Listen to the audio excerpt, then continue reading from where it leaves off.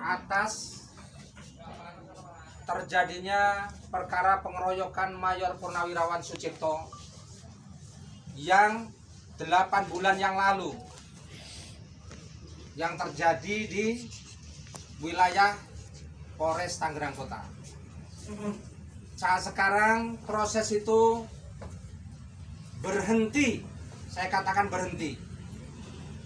Pada bulan April kami berharap bersurat kepada Bapak Kapolri, yang terhormat Bapak Kapolri Jenderal Listio Sigit, dan syukur alhamdulillah surat kami diterima, yang pada akhirnya surat kami didisposisikan di Divisi Propam, yaitu Karo Wasidik. Begitu juga surat kami yang kami tembuskan di Kapolda Metro Jaya juga sudah terkirim. Tapi sampai detik saat ini sama sekali permohonan kami sama sekali tidak digubris. Tidak digubris. Saya berharap dengan adanya kedatangan kami, saya mengucapkan terima kasih kepada rekan-rekan anggota pelayanan di Propam. Kami diberikan belangko dan insya Allah besok kami akan bersurat. Betapa susahnya saya tunjukkan kepada Bapak Kapolri, Bapak Kadipropam, betapa susahnya kami masyarakat Indonesia mencari keadilan. Kami berharap supaya Kapolres Tangerang Kota, Kasat Reskrim maupun penyidik bertanggung jawab atas permasalahan ini. Saya berharap Bapak Kapolri dengan slogan presisinya, kami ini bisanya mengadu.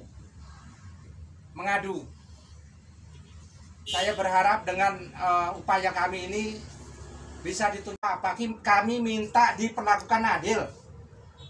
Diperlakukan adil. Tidak dipungkiri. Perlu saya ceritakan kepada rekan-rekan media, di saat bulan Oktober, tanggal 11 Oktober 2022 terjadi pengeroyokan. Terjadi pengeroyokan yang dilakukan kurang lebih 12 orang. Yang saat sekarang nama-nama itu sudah masuk dalam proses penyidikan. Dan tidak terpungkiri, setelah mereka itu mengeroyok Mayor Sucipto, mereka mengadukan kepada Kapolres. Memutarbalikkan seolah-olah Mayor Sucipto melakukan pengeroyokan dan penganiayaan. Itu dituangkan di dalam berita LP. Jadi setelah mengeroyok mereka berupaya melaporkan balik. Kami tidak menghalang-halangi. Setiap masyarakat Indonesia punya hak, punya kewajiban yang sama di mata hukum. Namun saat sekarang tebang pilih, baik itu Resmob maupun Reskrim, seolah-olah Mayor Sucipto ini adalah pelaku, padahal mereka korban. Dan yang saya sesalkan, di sini kami ada alat bukti. Ini adalah berita intelijen dari Binmas di saat kejadian, pasca kejadian pengeroyokan Mayor Sucipto. Tapi di sini beritanya terbalik. Seolah-olah pelaku itu adalah Mayor Sucipto dengan istrinya, korbannya mereka. Tidak selang lama Kapolres memberitakan melalui media online, memberikan statement melalui Detik News. Bagaimana mungkin korban dibikin seolah-olah menjadi pelaku, dan itu terjadi. Ini saya buka, berharap supaya permasalahan ini terang benderang. Itu barangkali apa yang saya terangkan. Kedatangan kami semula mau membuat pengaduan, namun ternyata harus melalui mekanisme. Mudah-mudahan dengan kejadian ini saya berharap Bapak Kapolri maupun Bapak Kadipropam berikanlah kami ruang yang mudah.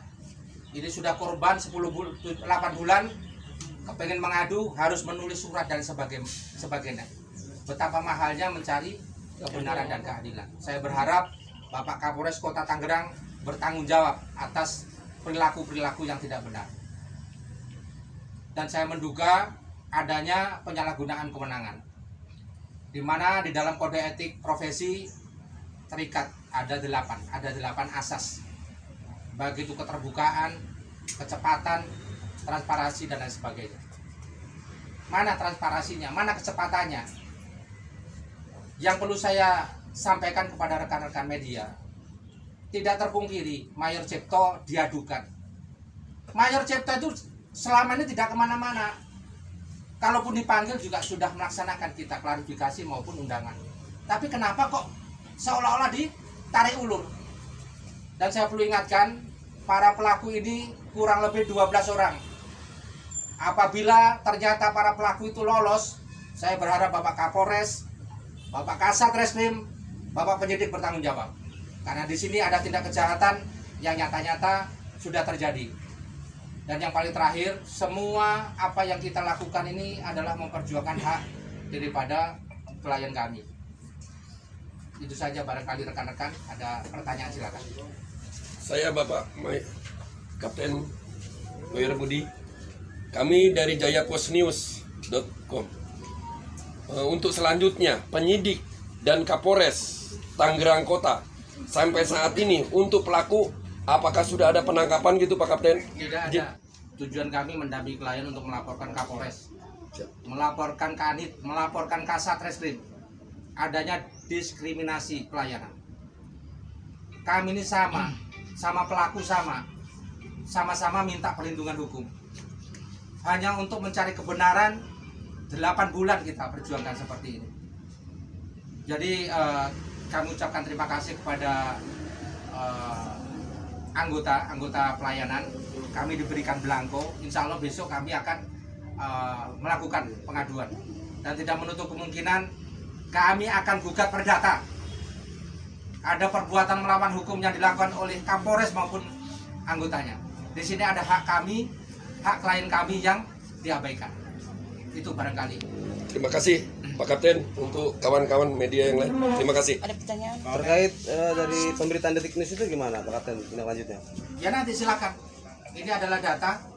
Kami akan serahkan kepada Kadif Propam. Silakan. Ini semua ini berdasarkan nyata, real nyata.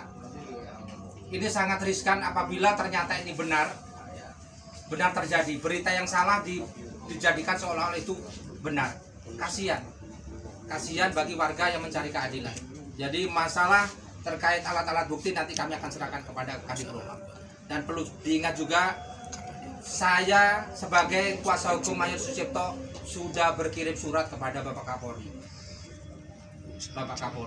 Itu pada bulan April. Ada divisi Propam. Kalau kemarin kami mengirimkan surat pelindungan hukum kepada Bapak Kapolri, saat sekarang kami membuat laporan yang ditujukan kepada Bapak Kadif Propam Mabes Polri. Itu barangkali. Izin satu lagi Pak Kapten, asal muasal terjadinya pengeroyokan itu kenapa dan bagaimana ya? Kalau pengeroyokan itu sudah masuk ke ranah penyidikan, Mas. Masa penyidikan. Di sini sudah masuk penyidikan yang seharusnya setelah perkara selesai segera dilimpahkan kepada kejaksaan. Yang menjadi permasalahan ini adalah pengeroyok tadi membuat laporan balik seolah-olah Pak Cipto dan istrinya mengeroyok, dan diterima sama Kapolres. Kami tidak mempermasalahkan masalah itu dan diproses sama Pak Cipto, istrinya dipanggil dan sebagainya. Terus kapan mau dilimpahkan ke kejaksaan biar terang benderang? Besok-besok nggak ada orang dipukul mau lapor, takut dilaporkan balik sama pemukulnya. Besok-besok ada maling masuk ke rumah, jadi korban yang kehilangan karena dilaporkan balik sama malingnya. Ini mudah-mudahan tidak menjadi presiden buruk. Saya berharap kepada Bapak Kapolri, Bapak Kadif Propam, mohon dengan sangat, permohonan kami ini menjadi atensi. Kami minta baik itu Kapolres maupun penyidik dievaluasi apakah ada hal tertentu yang bisa membuat mereka melakukan hal-hal yang tidak benar. Kalau dinyatakan Pak Cipto itu sebagai pelaku, Pak Cipto tidak susah, tiap hari ada di rumah, tidak perlu membutuhkan waktu yang lama, tidak butuh waktu 6 bulan, perkara itu bisa dilimpahkan kepada kejaksaan. Itu barangkali.